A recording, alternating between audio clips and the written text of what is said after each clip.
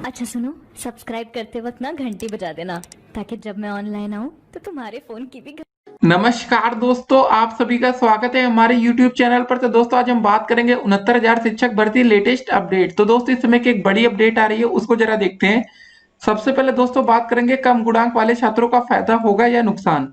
जी हाँ दोस्तों, देखिए इन 4 प्रश्नों की वजह से 69,000 शिक्षक भर्ती प्रक्रिया रुकी है।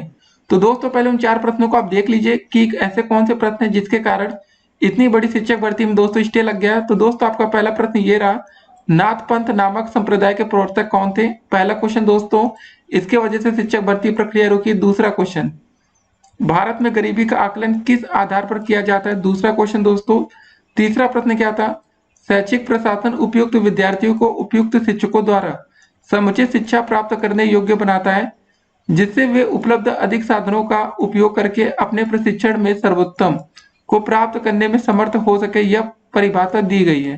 ये दोस्तों आपका तीसरा क्वेश्चन रहा। चौथा प्रश्न है कि निम्नलिखित में से कौन सा एक सामाजिक प्रेरक है। तो दोस्तों ये 4 प्रश्न है जिसके कारण 69,000 शिक्षक भर्ती प्रक्रिया में स्टे लगा है। जी हाँ दोस्तों, अगर इन 4 प्रश्नों के नंबर बढ़ते हैं तो टोटल 4 नंबर बढ़ सकते हैं, लेकिन दोस्तों हो सकता है अब कुछ और प्रश्नों को ले लिया जाए। जी हाँ दोस्तों, देखिए सबसे इंपॉर्टेंट चीज हम इस वीडियो में डिस्कस करेंगे कि ओबीसी एससी कैटेगरी के छात्रों की मेरिट ज्यादा कैसे हुई। जी हाँ दोस्तों, जनरल और ओबीसी में ज्यादा फर्क क्यों देखने को नहीं मिला। आपके मन में दोस्तों एक क्वेश्चन मार्क अभी तक होगा, उसको हम इस वीडियो में देखेंगे। और सेकंड काउंसलिंग में कितने छात्रों को मौका मिल सकता है उस पर बात करेंगे। लेकिन इस समय के दोस्तों जो सबसे महत्वपूर्ण अपडेट है कि कम गुणांक वाले छात्रों को दोस्तों फायदा होगा या नुकसान होगा। देखिए काफी दोस्तों ऐसे छात्र थे 69,000 भर्ती में जिनका मानते दोस्तों कि 67,000 की लिस्ट में उनका नाम नहीं था, लेकिन दोस्तों फिर भी एक उम्मीद लगाए थे बच्चे की 10,000 सीटों पर ऐसे अभ्यर्थी हो सकते हैं जो 68,500 शिक्षक भर्ती के छात्र होंगे। और कुछ ऐसे छात्र हो सकते हैं जो बीटीसी बैक पेपर के या उस समय यूपीटेट या सीटेट की दोस्तों परीक्षा का मान्य ना करते हुए वहां से, मतलब कुछ ऐसे संख्या में छात्र हो सकते थे जो शिक्षक भर्ती से बाहर होते और तकरीबन जो कम गुणांक वाले छात्र थे उनको फायदा मिलता। तो अब क्या होगा उसको देखेंगे। देखिए पहले 69,000 शिक्षक भर्ती अहम बदलाव से घटा चयन गुणांक का फैसला। क्या बदलाव हुआ तो उसको जरा हम देखते हैं।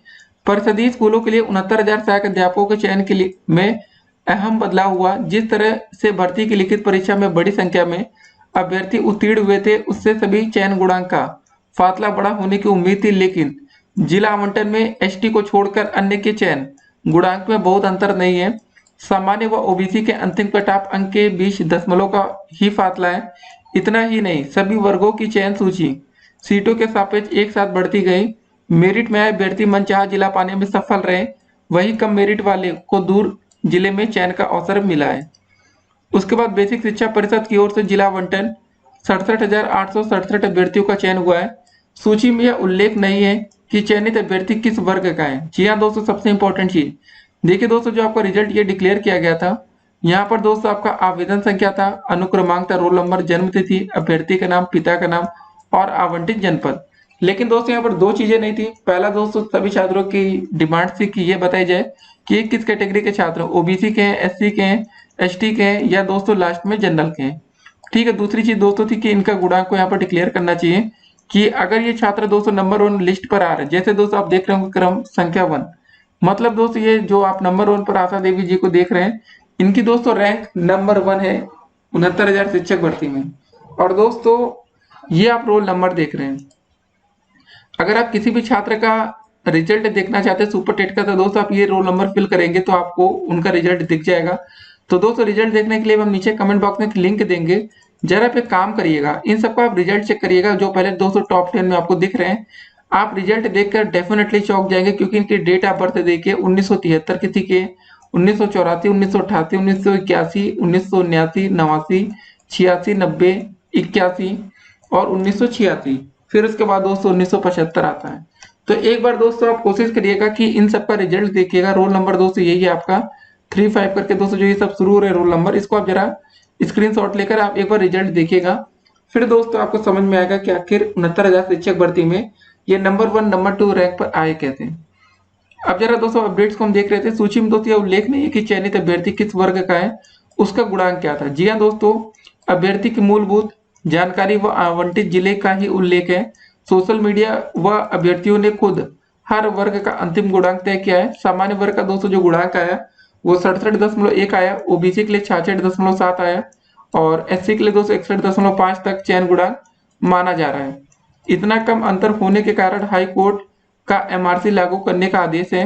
आवंटन में करीब 31,000 रैंक तक ही सामान्य वर्ग का चयन होना चाहिए था, लेकिन करीब 50,000 रैंक तक वे चयनित हैं। उधर बेसिक शिक्षा परिषद के उप सचिव अनिल कुमार का कहना है कि सारी प्रक्रिया शासन के आदेश पर हुई है। देखिए दोस्तों, एमआरसी क्या होता है? मेरिटोरियस रिजर्व कैंडिडेट, यानी वे आरक्षित वर्ग के अभ्यर्थी जो अपने गुणांक के आधार पर अनारक्षित वर्ग के बराबर या अधिक हैं। पिछली भर्ती में दोस्तों ऐसे अभ्यर्थी अनारक्षित सीटों पर चयनित हुए थे, इससे उन्हें दूर के जिलों में जाना पड़ा था। हाई कोर्ट के न्यायाधीश प्रकाश पाडिया ने 13 मई 2020 को आदेश दिया कि ऐसे अभ्यर्थियों को उनके वर्ग में ही रखकर जिला आवंटित किया जाए। परिषद ने उसी के अनुरूप हर अभ्यर्थी को पहले अनारक्षित सीट पर ही मनचाहा जिला देने का प्रयास किया। संभव न होने पर उन्हें संबंधित वर्ग में चयनित कर दिया गया। आवंटन प्रक्रिया में चयन एक साथ सभी वर्गों का होता गया। देखिए दोस्तों, हुआ क्या, जैसे दोस्तों मान लेते कि जनरल की मेरिट हमारी 67 नंबर या 67.5 गई, एक बात समझिए। और दोस्तों एक ओबीसी कैटेगरी का छात्र था जिसकी मेरिट 68 आई, ठीक है। अब देखिए जनरल में दोस्तों 67.5 मेरिट गई है। अगर आपके 67.5 नंबर है तो आप जनरल में सिलेक्ट हो सकते हैं। लेकिन दोस्तों एक छात्र था, उसके ओबीसी में भाई 68 आ जाते हैं, ठीक है। और ये छात्र देखिए ओबीसी का 68 अंक का गुणांक वाला जनरल की सीट ले सकता है। लेकिन दोस्तों हुआ क्या कि मान लेते इस छात्र को लखनऊ जिला चाहिए था। यहाँ पर दोस्तों लखनऊ जिले की जो मेरिट जाती है वो 67 ठीक है 8 चली जाती है। तो मतलब साफ है यार कि ये छात्र का दोस्तों जो सिलेक्शन है उसको नौकरी पाने के लिए 67.5 में तो हो नहीं पाएगा, उसको 68 या 67.8 से ऊपर गुणांक चाहिए होगा या 8 ही चाहिए होगा। तो दोस्तों मतलब ऐसे छात्रों को उनका जिला देने के लिए मतलब उनकी ही कैटेगरी की सीट्स का यूज कर लिया गया। अगर आप अभी भी ना समझे तो हम आपको अच्छे से एक्सप्लेन करते हैं। दोस्तों ये बात आप समझिए, जैसे कोई ऐसा जिला है जहां पर जनरल की सीट अब खत्म हो चुकी है, ओबीसी की दोस्तों सीट मान लेते एक सीट बची है और दोस्तों वो ओबीसी कैटेगरी का ही छात्र है। ओबीसी से दोस्तों उसने गुणांक लाया पेपर में, 75 अंक का गुणांक लाया। लेकिन दोस्तों इसको भाई ये छात्र था, इसका कहना था कि हमें अपना ही जिला चाहिए। ये छात्र चाहता तो जनरल में नौकरी ले सकता था, लेकिन इसको दूसरा जिला मिलता क्योंकि उनके जिले में भाई अब जनरल की सीटें खत्म हो चुकी है, ओबीसी की बची है और ये छात्र भी ओबीसी से आता है। तो दोस्तों इस ओबीसी कैंडिडेट को इसकी एक सीट को दे दिया गया, बस ये समझिए। तो मतलब दोस्तों अगर यही ओबीसी कैंडिडेट अगर जनरल की सीट्स लेता तो इनको घर से काफी दूर नौकरी मिलती, तो यहाँ पर दिक्कतें खड़ी होती है। देखिए इसमें अंतर जनपदी कोई तबादला तो होना नहीं है, एक बार दोस्तों आपको जहां पर नौकरी मिल गई सो मिल गई। तो ये सब दोस्तों दिक्कतें थी देखिए, लेकिन अब कोर्ट के आदेश पर ये भर्ती प्रक्रिया संपन्न हुई है। अब इसमें बदलाव पॉसिबल नहीं है। लेकिन एक बात और आपको बता दें, अगर दोस्तों ओबीसी कैटेगरी का छात्र जनरल में पास होता और उसको जनरल की ही सीट्स दी जाती तो यहाँ पर ओबीसी की जो मेरिट दोस्तों आप देख रहे हैं कि 66 अंक पर भी दोस्तों नौकरी पाना मुश्किल हुआ ओबीसी में। तो दोस्तों जैसा हमने आपको बताया था 64 अंक तक पॉसिबिलिटी बन सकती थी। जी हाँ दोस्तों, पॉसिबिलिटी बन सकती थी, 64 अंक के गुणांक पर नौकरी मिल जाती। लेकिन अब ओवरलैपिंग का मुद्दा गरमा सकता है, क्योंकि 69,000 शिक्षक भर्ती संशोधित उत्तरमाला की अगली सुनवाई 12 जुलाई को है और 12 जुलाई तक दोस्तों जो समय बचता है इसमें छात्र कुछ ना कुछ अपने लिए कोशिश कर सकते हैं कि जो भी दोस्तों बन पड़े, जो भी दाव पेच कोर्ट में चल सकते हैं, अब छात्र कोशिश कर सकते हैं। एक और अपडेट सीतापुर की तरफ से दोस्तों आई, 69,000 शिक्षक भर्ती की काउंसलिंग को स्थगित कर दिया गया है। जी हाँ दोस्तों, सीतापुर से देखिए वैसे अब हर जिले में दोस्तों इस काउंसलिंग को स्थगित किया गया है। देखिए यहाँ से दोस्तों पीएनबी का जो ऑफिशियल अपडेट्स आया था इसको जरा हम आपको दिखा देते हैं। यहाँ पर साफ साफ दोस्तों मेंशन किया गया था कि भाई जो 69,000 की जो काउंसलिंग थी उसको यहाँ पर रोका जा रहा है। लेकिन एक बार हम आपको सीतापुर की अपडेट्स दिखा देते हैं। तो दोस्तों ये अपडेट्स आई थी, नोटिस देखिए सीतापुर की तरफ से आई कि सचिव बेसिक शिक्षा परिषद उत्तर प्रदेश प्रयागराज के आदेश। तो ये दोस्तों दिनांक 29/5/2020 एवं पत्रांक दोस्तों ये सब दिया था दिनांक 2/6/2020 के अनुपालन में उत्तर प्रदेश बेसिक शिक्षा परिषद द्वारा संचालित परिषदीय प्राथमिक विद्यालयों में 69,000 सहायक अध्यापकों की भर्ती के संबंध में दिनांक 3/6/2020 से लेकर 6/6/2020 तक आयोजित काउंसलिंग माननीय उच्च न्यायालय खंडपीठ लखनऊ में योजित रीट संख्या 28056/2020 ऋषभ मिश्रा व दोस्तों अन्य बनाम उत्तर प्रदेश राज्य व अन्य में पारित आदेश दिनांक 203/6/2020 द्वारा अग्रिम आदेशों तक स्थगित कर दिए जाने के फलस्वरूप दोस्तों तत्क्रम में निर्गत सचिव बेसिक शिक्षा परिषद प्रयागराज के आदेशों के दोस्तों ये सब दिया है। देखिए दोस्तों, अगली काउंसलिंग की तिथि भविष्य में शासन द्वारा निर्गत आदेशों के क्रम में ही जारी की जाएगी। तो यहाँ पर दोस्तों साफ साफ मेंशन किया गया कि इस समय तत्काल दोस्तों प्रभाव से अग्रिम आदेशों तक जो काउंसलिंग की प्रक्रिया है इसको स्थगित किया जाता है। देखिए सीतापुर का हमने इसलिए लिया है क्योंकि यहाँ पर काफी ढेर सारी सीटें थी। अब दोस्तों क्या होगा 69,000 भर्ती में किसी को कुछ नहीं पता है, लेकिन इंपॉर्टेंट दोस्तों चीज वीडियो के हमने आपको शुरू में बताया था। देखिए कि कम गुणांक वाले छात्रों को दोस्तों यहाँ पर फायदा होगा कि नुकसान होगा। देखिए सिंपल सी बात है, जो हमने आपको 4 प्रश्न दिखाए, अगर दोस्तों आपके ये चारों प्रश्न गलत हो रहे थे, समझिए इस बात को, ठीक है। अगर दोस्तों मान लेते 4 के यहाँ पर हो सकता है 12 प्रश्न या जो भी हो, ठीक है, मान लेते दोस्तों आपके ये 4 के 4 प्रश्नों पर आपको नंबर नहीं मिला। अगर दोस्तों एक क्वेश्चन का मतलब होता है दोस्तों 0.4 अंक का गुणांक, और 4 क्वेश्चन का मतलब हो गया दोस्तों 4 चौके 16, 1.6 अंक का गुणांक आपका सीधे तौर पर बढ़ेगा। अगर 4 अंक दोस्तों आपका सुपर टेट में सही होता है तो 1.6 अंक गुणांक आप ऊपर हो जाएंगे। लेकिन जो छात्र 4 अंक पर पहले नंबर पा चुके होंगे उनका कोई फायदा नहीं होगा। तो यहाँ पर किसी का फायदा किसी का नुकसान दोस्तों, बहुत सी चीजें अब भर्ती प्रक्रिया में बदलने वाली है, तो आप उसके लिए तैयार हो जाइए। जो भी लेटेस्ट अपडेट्स आएंगे हम आपको अपडेट करके बताएंगे। लेकिन फिलहाल दोस्तों कम गुणांक वाले छात्रों को यहाँ पर फायदा ज्यादा नहीं होगा अगर नंबर बढ़ता है। देखिए सेकंड काउंसलिंग में दोस्तों सबसे ज्यादा फायदा कम गुणांक वाले छात्रों का फायदा पता कहाँ मिलता है? सेकंड काउंसलिंग में दोस्तों डेफिनेटली जो छात्र करीबी मामले में थे उनको नियुक्ति पत्र मिलता है। लेकिन दोस्तों अब क्या हो जाएगा, कम गुणांक वाले छात्रों को नुकसान कैसे होगा?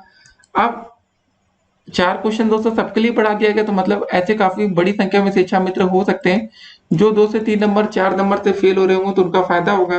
तो मतलब जितने भी शिक्षा मित्र पास होंगे तो आपको पता है वो सीधे तौर पर सीटें रिजर्व कर लेते हैं। तो ये सब देखिए दिक्कतें हो सकती हैं। बाकी दोस्तों अपडेट्स हम आपको अगली वीडियो में देंगे, तब तक के लिए स्टे कनेक्टेड और आप लोग भी मेहनत करिए, तैयारी करिए। जो भी लेटेस्ट अपडेट्स आएंगे दोस्तों हम आपको देंगे।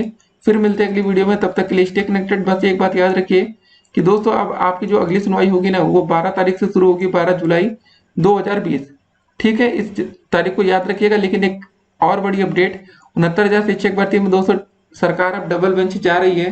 तो डबल बेंच से दोस्तों स्टे मिलता है कि नहीं मिलता है वो सब हम बात की वीडियोस में देखेंगे, ठीक है। अब स्टे दोस्तों किस चीज पर स्टे मिलेगा पता है? इस ऑर्डर पर स्टे लेने की कोशिश की जाएगी। जो दोस्तों आदेश आया था ना 12 जुलाई तक रुकने का, यहाँ पर स्टे लेकर 69,000 भर्ती प्रक्रिया को पूरा किया जा सकता है। सरकार अंतरिम रात पर नौकरी दे सकती है। अब देखते हैं दोस्तों सरकार कौन सी चीज का यूज करती है यहाँ पर, और मिलते हैं अगली वीडियो में। फिलहाल दोस्तों एक बात याद रखिए, अगर नंबर बढ़ेंगे, अगर एक भी नंबर बढ़ गया तो सबसे पहले दोस्तों आप लोग का रिवाइज्ड रिजल्ट जारी होगा, ठीक है ना। जैसे आपका रिजल्ट है तो उसका नाम हो जाएगा रिवाइज्ड रिजल्ट। फिर दोस्तों आपकी काउंसलिंग फिर से होगी, मतलब जो आपने रजिस्ट्रेशन किया था फिर से दोस्तों, हो सकता है उन छात्रों ने कर दिया उनको मौका ना दिया जाए, लेकिन जो छात्र नहीं किए थे, जो छात्र एक्स्ट्रा पास होंगे उनको मौका दिया जा सकता है। लेकिन अब एक बात समझ लीजिए कि अब ये मामला दोस्तों काफी गंभीर हो चुका है। अब अगली वीडियो में मिलते हैं और भी अपडेट्स के साथ, तब तक के लिए स्टे कनेक्टेड और ऑल द बेस्ट, तैयारी जारी रखिए।